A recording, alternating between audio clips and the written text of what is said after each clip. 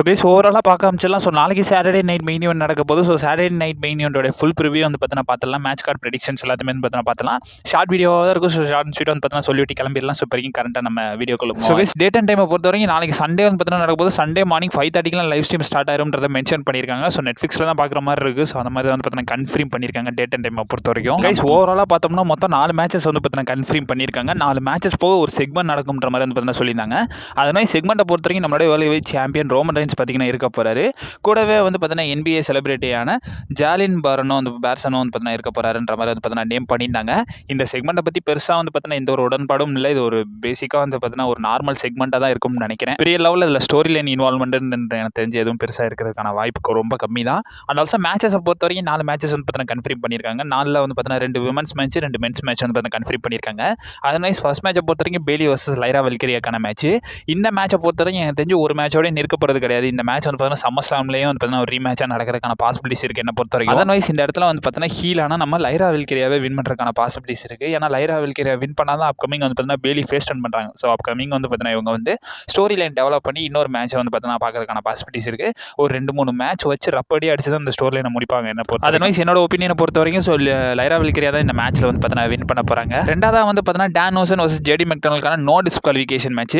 இந்த மேட்சை வந்து பார்த்தீங்கன்னா பெரிய லெவலில் வந்து பார்த்தீங்கன்னா ஸ்டோரி லைன் இன்வால்வ்மெண்ட் இருக்கிறதுக்கான பாசிபிலிட்டிஸ் இருக்குது. ஜட்மெண்ட்டே வந்து பார்த்தீங்கன்னா கண்டிப்பாக இன்வால்வ் ஆவாங்க. பட் என்னை பொறுத்த வரைக்கும் இந்த இடத்துல வந்து பார்த்தீங்கன்னா டான் ஓசன் சைடு ஒரு WWE போவாங்களோன்ற மாதிரி எனக்கு தோணுது. ஏன்னா டான் ஓசன் வந்து பார்த்தீங்கன்னா கர்ஸ்ன்ற ஒரு பெரிய வெப்பன் வந்து பார்த்தீங்கன்னா வச்சிருக்காரு.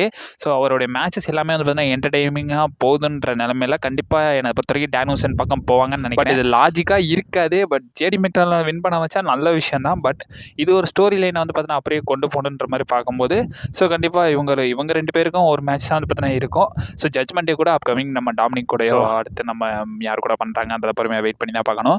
ஜேடி மெக்டொனால்டு கூட இந்த ஒரு மேட்ச் தான் வந்து பார்த்தீங்கன்னா என்னை பொறுத்த வரைக்கும் இருக்கும்னு நினைக்கிறேன். அண்ட் ஆல்சோ இந்த சைடு வந்து பார்த்தீங்கன்னா நான் வந்து டான் ஓசன் பக்கம் போகிறேன். டான் ஓசன் தான் இந்த மேட்ச்சில் வின் பண்ணுவார்ன்றது என்னோட ஒப்பீனியன். மூணாவது வந்து பார்த்தீங்கன்னா WWE women's tag team championship match. So Paige Brie Bella அவங்களுடைய டைட்டில் ஃபேட்டல் இன்ஃப்ளூயன்ஸ் கூட வந்து பார்த்தீங்கன்னா டிஃபெண்ட் பண்ண போகிறாங்க. ரிசல்ட்டை பார்க்குறதுக்கு முன்னாடி என்ன நடந்தாலும் WWE இது சம்மர்ஸ்லாம்ல ஒரு ரீமேட்சாக வந்து பார்த்தீங்கன்னா நடக்கிறதுக்கான பாசிபிலிட்டிஸ் ஹை சான்சஸ் இருக்கு. ஏன்னா ரிப்போர்ட்ஸ் எல்லாம் ஸ்ட்ராங்காக பிலீவ் பண்ணுறாங்க. அண்ட் ஆல்சோ பேஜ் ப்ரீபெல்லாக்குமே வந்து பார்த்தீங்கன்னா வேறு ஆப்போனண்ட்டுமே வந்து பார்த்தீங்கன்னா கிடையாது. ஸோ டாக் டீம் டிவிஷன் விமன்ஸை பொறுத்த வரைக்கும் பெருசாக வந்து இல்லைன்னு தான் சொல்லணும். அவங்களும் வந்து பார்த்தீங்கன்னா அந்த சைடு டிஃபனியும் இருந்தாங்க, ஜேட் கார்கில், ஷாலுஃபேர், அலெக்சா பிளஸும் இருந்தாங்க. அவங்க வந்து பார்த்தீங்கன்னா ஸோ அவங்க ஒரு தனி ஃபியூடாகவே இப்போ வரைக்கும் கண்டா டிவியேட் ஆகிட்டு போயிட்டாங்க. ஸோ கண்டிப்பாக இப்போ பேஜ் ப்ரீபெல்லா வந்து பார்த்தீங்கன்னா சாம்பியன்ஷிப்பை டிஃபெண்ட் பண்ணுற பட்சத்துக்கு ஸோ சம்மர்ஸ்லாமில் ஃபேட்டல் இன்ஃப்ளூயன்ஸ் அதாவது வேறு ஆப்ஷனே கிடையாது. அண்ட் ஆல்சோ WWE என்ன பண்ணலான்னா என்னை பொறுத்த வரைக்கும் இந்த தடவை வந்து பார்த்தீங்கன்னா ஃபேட்டல் இன்ஃப்ளூயன்ஸை வின் பண்ண வச்சுருவாங்கன்னு நான் நினைக்கிறேன். எனக்கு அந்த மாதிரி தான் வந்து பார்த்தீங்கன்னா ஒரு சில ப்ரெடிக்ஷன்ஸ் தோணுது. அண்ட் ஆல்சோ இதுவுமே நல்லாயிருக்கும். ஏன்னா இப்போ கரண்ட்டாக வந்து பார்த்தீங்கன்னா ஃபேட்டல் இன்ஃப்ளூயன்ஸ் சைடு வந்து பார்த்தீங்கன்னா சாம்பியன்ஷிப்பை கொடுத்துட்டாங்கன்னா இந்த இடத்துல பேஜ் ப்ரீபெல்லா ஒன்ஸ் அகைன் ரீமேட்ச் கேட்டு ஸோ சம்மர்ஸ்லாமில் அவங்க சாம்பியன்ஷிப்பை ரீக்ளைம் பண்ணுற மாதிரி பண்ணால் இந்த இது வந்து பார்த்தீங்கன்னா ரொம்ப நல்லாவே இருக்கும். என்னை பொறுத்த வரைக்கும் WWE அப்படி தான் போவாங்கன்னு நினைக்கிறேன். இதுதான் என்னோட ஃபைனலி கைஸ். இது மோஸ்ட் ப்ராப்ளி மெயின் ஈவெண்ட்டாக இருக்கிறதுக்கான பாசிபிலிட்டிஸ் இருக்குது. So undisputed WWE champion CM Punk Cody Rhodes tag டீமாக இணைஞ்சு கந்தர் சமிசேனை ஃபேஸ் பண்ணுறாங்க. இந்த மேட்ச்சில் கந்தர் சமிசேன் வந்து பார்த்தீங்கன்னா வின் பண்ணாங்கன்னா ஸோ அன்டிஸ்பியூட்டட் சாம்பியன்ஷிப் மேட்ச் சம்மர்ஸ்லாம் நடக்குது. அது ஒரு ஃபேட்டல் 4-வே மேட்சாக புக் பண்ணிடுவாங்க. அதில் கந்தரையும் சமிசேனை ஆட் பண்ணிடுவாங்கன்ற மாதிரி வந்து பார்த்தீங்கன்னா சொல்லியிருக்காங்க. இது லாஜிக்காகவே வந்து பார்த்தீங்கன்னா ஸோ பாசிபிலிட்டிஸ் ரொம்ப கம்மி தான். என்னை பொறுத்த வரைக்கும் கோடியும் சரி CM Punkம் சரி 2 பேருமே வந்து பார்த்தீங்கன்னா இப்போ வரைக்கும் CM Punkம் சாம்பியனாக இருக்கார். கோடி வந்து பார்த்தீங்கன்னா ஒரு ஃபேஸ்ன்ற ஒரு பிராண்டில் இருக்கார். ஸோ என்னை பொறுத்த வரைக்கும் இவங்க 2 பேரையும் வந்து பார்த்தீங்கன்னா தோக்க வைக்க மாட்டாங்கன்னு நான் நினைக்கிறேன்.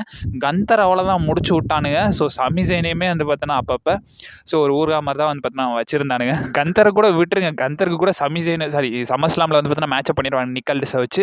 சமிசேன் எங்கே போவார். ஸோ சமிசேனை வந்து பார்த்தீங்கன்னா அவ்வளோதான் முடிச்சு விட்டானுங்க WWE. மற்றபடி இந்த மேட்ச் வந்து பார்த்தீங்கன்னா ஒரு ஃபேட்டல் 4-வே புக் பண்ணால் அவ்வளோ நல்லா இருக்கும்ன்ற மாதிரி என்கிட்ட சொல்ல முடியாது. ஏன்னா கந்தர் CM Punk வர்சஸ் கோடி ரோட்ஸே வந்து பார்த்தீங்கன்னா என்னை பொறுத்த வரைக்கும் ஒரு நல்ல மேட்சப் தான். இது ஒரு மல்டிபிள் மேன் மேட்சப் புக் பண்ணி ஸோ அவனுங்க மெயின் ஈவெண்ட்டுக்காக வந்து பார்த்தீங்கன்னா இவங்க 2 பேரும் ஆட் பண்ணுறது என்னை பொறுத்த வரைக்கும் நல்லா இருக்காது. ஸோ கோடி ரோட்ஸ் வர்சஸ் CM Punk சம்மர்ஸ்லாம் இதுவே வந்து பார்த்தீங்கன்னா நல்ல கார்டு தான்.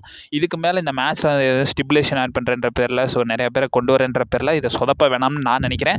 என்னை பொறுத்த வரைக்கும் கோடி வர்சஸ் CM Punk இதுதான் பார்த்தீங்கன்னா அன்டிஸ்பியூட்டட் சாம்பியன்ஷிப்காக நடக்கும்னு நான் நினைக்கிறேன். என்னை பொறுத்த வரைக்கும் இந்த மேட்ச்சில் வந்து பார்த்தீங்கன்னா நம்ம கோடி ரோட்ஸும் CM Punkம் வந்து பார்த்தீங்கன்னா வின் பண்ணுறதுக்கான பாசிபிலிட்டிஸ் ரொம்ப அதிகம். அதுதான் என்னோட ஒப்பீனியன்.